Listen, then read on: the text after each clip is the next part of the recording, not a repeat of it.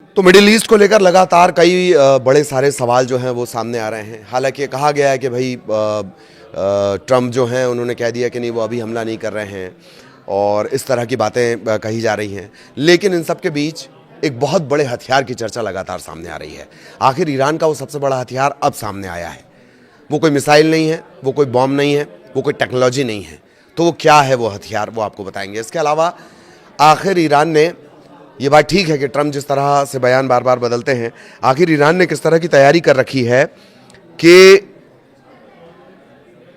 वो बिल्कुल अड़कर खड़ा हुआ है अमेरिका के खिलाफ। प्लान ए होता है, प्लान बी होता है युद्ध में, लेकिन कहा यह जा रहा है कि नहीं, ईरान के पास तो बी सी डी प्लान तक तैयार है। खामनेई नहीं तो कोई और, कोई और नहीं तो कोई और, कोई और नहीं तो कोई और। वो क्या है और कौन है वो ABCD प्लान बनाने वाला, इसके बारे में भी बात करेंगे। इसके अलावा रशिया और चाइना के साथ डील की बात सामने आई है, वो भी आपको बताएंगे। क्या है वो डील जो पूरे के पूरे युद्ध को बदलने का मादा रखती है, इसके बारे में भी चर्चा होगी।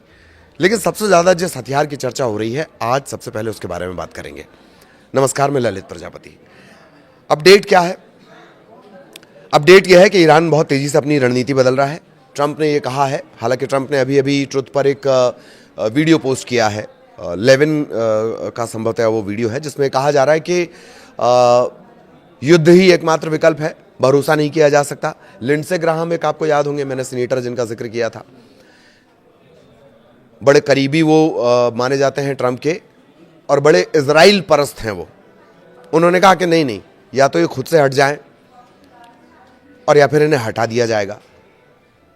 इन सब के बीच ईरान ने बहुत तेजी से रणनीति बदली, और ऐसी रणनीति कि आखिरकार ट्रंप तक उसमें उलझ गए हैं। कौन है ये रणनीति बनाने वाला, और अगर खामेनेई को कुछ हो जाता है तो कौन संभालेगा उन्हें। हालांकि सुप्रीम लीडर भी कहा जा रहा है, बट ईरान में जिस तरीके से सुप्रीम लीडर चुना जाता है उसके चांसेस कम हैं।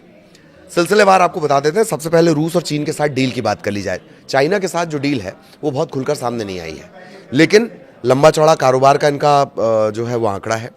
ये तय है कि चाइना के साथ टेक्निकल और इंटेलिजेंस, दो तरह, टेक्निकल सपोर्ट और इंटेलिजेंस सपोर्ट, ये लगातार ईरान को मिल रहा है चाइना की तरफ से, जिसकी मदद से वो अपने युद्ध की जो नीतियां हैं, रणनीति है, वो बार बार बदल रहा है, तब्दील कर रहा है और अपडेट कर रहा है। इतना तय है। डील की भी बातें निकलकर सामने आ रही हैं, और थोड़ी देर बाद रिसर्च करके हम आपको ये भी बताएंगे कि दरअसल वो डील है क्या। लेकिन रशिया के साथ जो है 2025 में इसका करार हुआ था, और अब वो डील लगभग फाइनल हो गई है। बाहर नहीं आ रही है, लेकिन कुछ मीडिया रिपोर्ट्स में वो लीक रिपोर्ट के हवाले से जानकारी दी गई है। 500 वर्वा man portable anti aircraft missile system खरीदने की डील की गई है।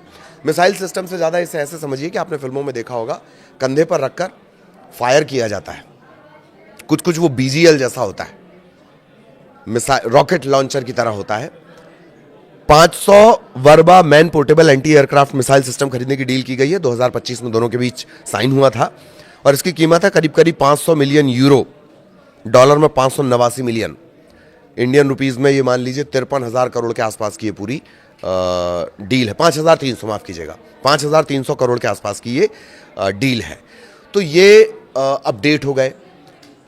बाकी जो एयरक्राफ्ट है वो तेजी से मूव कर रहे हैं, अरब कंट्रीज से, जॉर्डन से या बाकी जगहों से। जो अमेरिकी एयरक्राफ्ट हैं उनके इधर उधर होने का सिलसिला लगातार जारी है, वक्त और हालात के साथ जो स्थितियां बदल रही हैं उससे लेकर। लेकिन इन सब के बीच सबसे ज़्यादा खतरनाक हथियार है कौन? तो ईरान का सबसे ज़्यादा खतरनाक हथियार अगर आज की डेट में कहा जाए तो वो है अली लारिजानी। अब सवाल यह है कि कोई इंसान कैसे खतरनाक हथियार हो सकता है? वो इस मानी में मिसाइल होना और मिसाइल चलाना। वेनेजुएला के पास सारे हथियार थे ना, चलाना नहीं आता था। भारत के पास कई ऐसे हथियार हैं जो पुराने हैं, आउटडेटेड हैं, लेकिन भारत की जो सेना है, इसे टैक्टिक कहा जाता है टेक्निकल लैंग्वेज में। एक होती है टेक्निक, एक होती है टैक्टिस। वो उसे बनाना और इंप्लीमेंट करना वो करते हैं अली लारिजानी। अब ईरान में लगातार प्रदर्शन हो रहे थे, प्रदर्शन बहुत करीने से खत्म किए गए। उसके पीछे कौन? Ali Larijani. ईरान का जो प्लान है ABCD, भी मान लीजिए, वो बनाने वाला कौन? Ali Larijani. अगल बगल के देशों से लगातार संपर्क करने वाले, चर्चा करने वाले वो कौन? Ali Larijani. और आखिर ऐसी नौबत क्यों आई? खामेनेई के बाद ये माना जा रहा था कि जो उनका बेटा होगा मुस्तफा, वो सुप्रीम लीडर होगा, लेकिन नहीं। दरअसल अपना क्राइसिस मैनेजर खामेनेई साहब ने बनाया है, आयतुल्लाह खामेनेई साहब ने बनाया है अली लारीजानी को।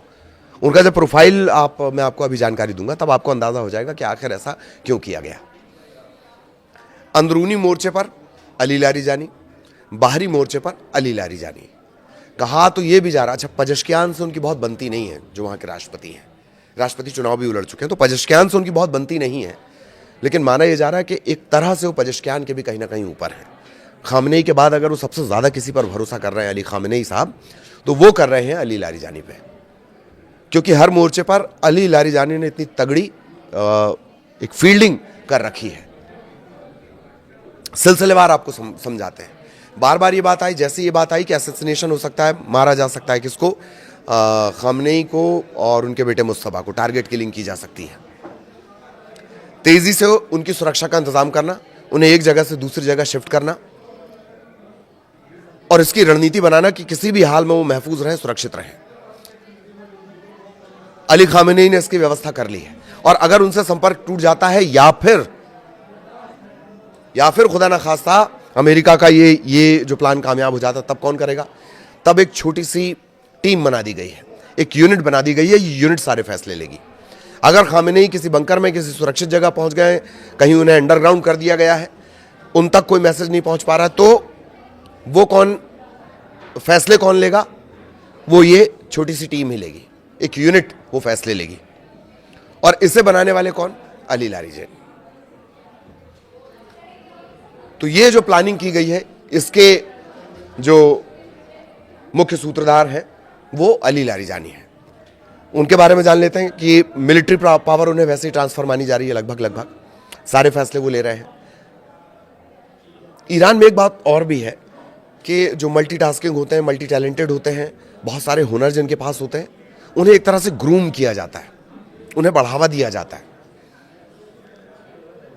उन्हें मौके दिए जाते हैं, मौके देने के बाद बढ़ावा दिया जाता है, बढ़ावा दिए जाने के बाद उनका इस्तेमाल किया जाता है। अली लारीजानी वही एक कॉम्बिनेशन है बहुत सारी काबिलियत का, वो मैं आगे आपको बताऊंगा। तो अपनी गद्दी फिलहाल मुस्तफा को खामेनेई ने नहीं दी है। उन्होंने अपना क्राइसिस मैनेजर जो बनाया है, वो बनाया है अली लारीजानी को। न्यूयॉर्क टाइम्स की रिपोर्ट के मुताबिक अपने करीबियों को निर्देश दिए कि अगर किसी तरह से उनकी मौत हो जाए या वो किसी तरह संपर्क से बाहर रहते हैं, तो सबसे पुराने और वफादार अली लारीजानी को कामकाज की जिम्मेदारी उन्होंने दी है। ठीक, क्राइसिस मैनेजर भी उन्हें कहा जाता है। और क्राइसिस मैनेजर के साथ साथ एक जो खास बात है, जैसे हिंदी में कहते हैं ना संकट मोचक, संकट मोचक अगर खामेनेई साहब के कोई हैं तो वो अली लारीजानी है। हालांकि ये और बात है कि खामेनेई ने सिर्फ एक आदमी पे भरोसा नहीं किया है, उन्होंने सीक्रेट चेन ऑफ कमांड बना दी है और यही जो इनर सर्कल है ये पूरे फैसले लेगा। और जैसे ही अगर कुछ होता है तो ये जो इनर सर्कल रहेगा, सीक्रेट चेन ऑफ कमांड बना दी गई है, ये पूरी जिम्मेदारियां संभाल लेगा। लेकिन इसे देखेगा कौन और ये बनाने वाला कौन है, ये सजेस्ट करने वाले कौन है? Ali Larijani. और ये आज भले ही न्यूयॉर्क टाइम्स की रिपोर्ट सामने आई है तो उनके नाम की बहुत ज्यादा चर्चा हो रही है, लेकिन कुछ पुरानी रिपोर्ट्स अगर आप देखें, हमारे कुछ पुराने वीडियो आप देखेंगे तो उसमें हमने इस बात का जिक्र किया। तो सबसे खतरनाक हथियार वो मिसाइल नहीं है, बल्कि उन मिसाइलों को किस तरीके से चलाना है। युद्ध दो तरीके से, एक जमीन पर लड़ा जाता है और एक मनोवैज्ञानिक युद्ध।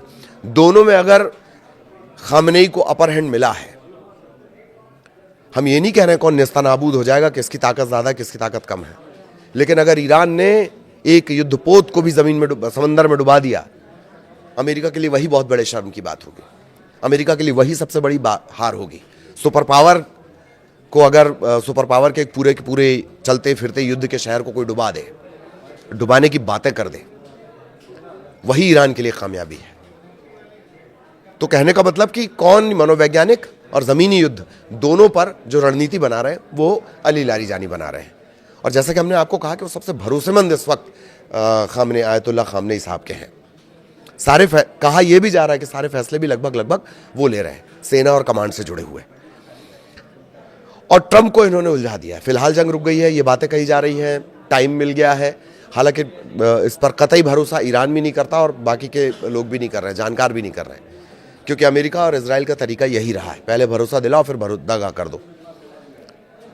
ठीक, लेकिन फिर भी रणनीति इतनी जबरदस्त कि अगर अली खामनेई को कुछ हो जाता, खामनेई साहब को कुछ हो जाता है तो कौन उनका हिस्सा संभालेगा, कौन उनकी जिम्मेदारी संभालेगा? उस जिम्मेदारी संभालने वाले को अगर कुछ हो जाता है तो तीसरे नंबर पर कौन और चौथे नंबर पर कौन, ये तक अली लारीजानी ने डिसाइड कर रखा है। और खामनेई की इस पर पूरी सहमति है। एक इनर सर्कल तो बना दिया गया है, हालांकि यह भी कहा जा रहा है कि उन्हें सुप्रीम लीडर घोषित किया जाएगा, वो सुप्रीम लीडर बन जाएंगे।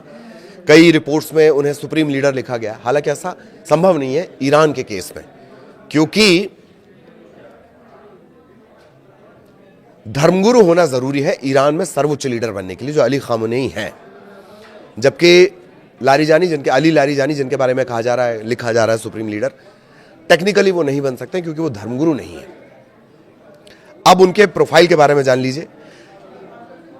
4 देशों से लगातार वो संपर्क करते रहे। खबर यह है कि उन देशों का इस जंग को रुकवाने में बहुत अहम योगदान है। सऊदी अरब, कतर, ओमान, मिस्र, इनसे लगातार वो चर्चा करते रहे। फिलहाल अमेरिका ने यह भी कहा कि वो ईरान पर हमला नहीं करेगा। अमेरिका को उलझाने में लारीजानी की बड़ी महत्वपूर्ण भूमिका रही है। उन्होंने इस तरह से दांव चले, पेचीदा दांव चले कि वो उलझता रह गया। हालांकि उन पर प्रतिबंध लगाया अमेरिका की तरफ से, जो कुछ लोग हैं जिन पर प्रतिबंध लगा दिया गया ईरान के, उसमें अली लारीजानी भी है। एक और बात कि सर्वोच्च राष्ट्रीय सुरक्षा परिषद के वो प्रमुख हैं। कई इंटरनेशनल रिपोर्ट में दावा भी किया गया कि ये जो किलेबंदी दरअसल की गई है, ये पूरी किलेबंदी अली लारीजानी ने की है, अमेरिका को उलझाने वाली। खास बात, जैसा मैंने कहा था कि अगर ईरान में आप मल्टी टैलेंटेड हैं, अलग अलग हुनर आपके अंदर हैं, अलग अलग काबिलियत आपके अंदर है, तो उसे निखारा जाता है, उसे ग्रूम किया जाता है। उन्हीं में से एक है। ईरान की सर्वोच्च सुरक्षा परिषद का सचिव उन्हें बनाया गया था 2025 में। पजेश्कियान का उन्हें धुर विरोधी माना जाता है। 2004 में सुप्रीम लीडर खामनेई की टीम में वो शामिल हुए थे। उन्हें अपना सलाहकार नियुक्त किया था। वो चुनाव भी लड़ चुके हैं, हालांकि वो इस्लामिक गार्ड्स भी वो रह चुके हैं। 1994 में Islamic Republican of Iran broadcasting का प्रमुख बनाया गया। इस्लामिक रिवोल्यूशनरी गार्ड कॉर्प्स के सदस्य रह चुके हैं।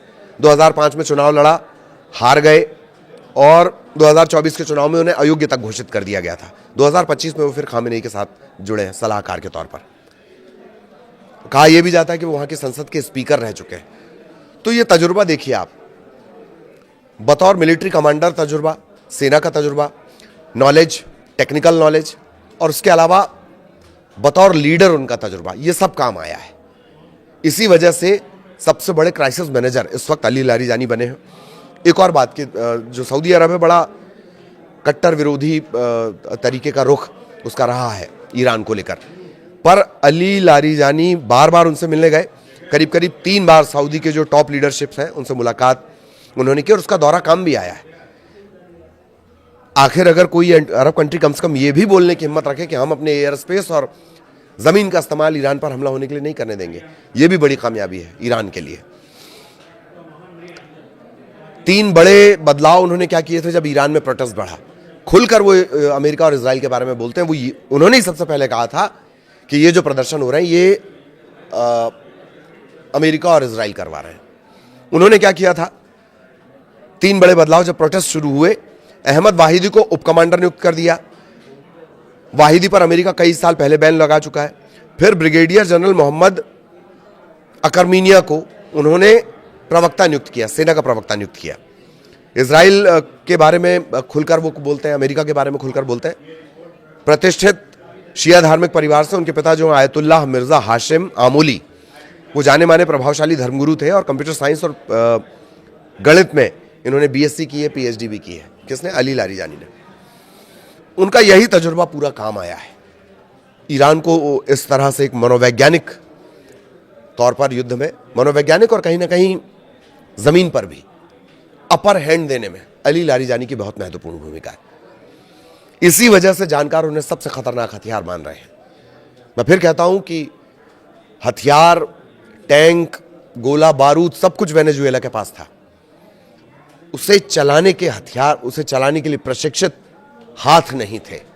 जंग हाथ से ज्यादा, हथियार से ज्यादा हौसलों से लड़ी जाती है, और वो हौसला आज की डेट में अली लारीजानी है। सबसे ज्यादा अभी आप अगर सर्च में देखेंगे तो अली लारीजानी ही सर्च किए जा रहे हैं, और वही वो ताकत है, वही वो क्राइसिस मैनेजर है।